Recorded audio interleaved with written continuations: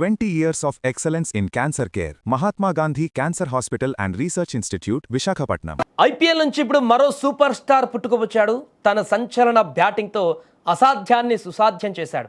Mitchell Marsh, Markram, Pooran వంటి విధ్వంసకర బ్యాటర్లు విఫలమైన చోట ఆ యువ ఆటగాడు ఎలాంటి అంచనాలు లేకుండా, ఎలాంటి ఎక్స్పెక్టేషన్స్ లేకుండా అద్భుతాన్ని సృష్టించాడు. ఒంటి చేత్తో తన జట్టుకు విజయాన్ని అందించాడు.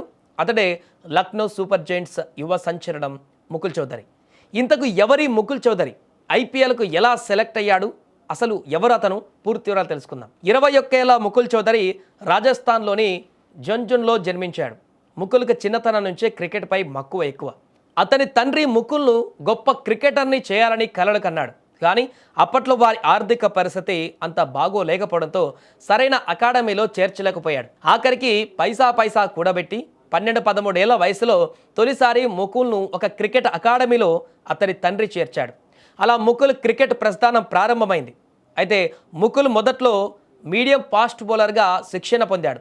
తన అకాడమీ జట్టులో వికెట్ కీపర్ లేకపోవడంతో కీపింగ్ గ్లౌస్ ధరించాడు. ఆపై అతడు బౌలింగ్ను పక్కన పెట్టి స్పెషలిస్ట్ వికెట్ కీపర్ బ్యాటర్గా మారిపోయాడు.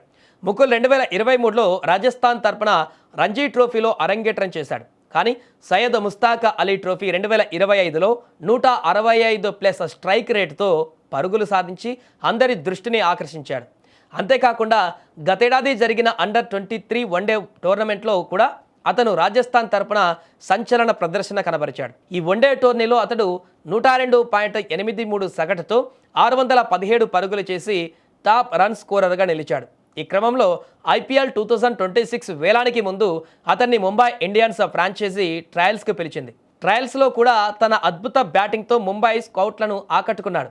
దీంతో ముకుల్ను వేలంలో కొనుగోలు చేయాలని ముంబై భావించింది. 30 లక్షల బేస్ ప్రైజ్తో వేలానికి వచ్చిన అతడి కోసం Rajasthan Royals, Mumbai Indians, Lucknow super Giants పోటీ పడింది.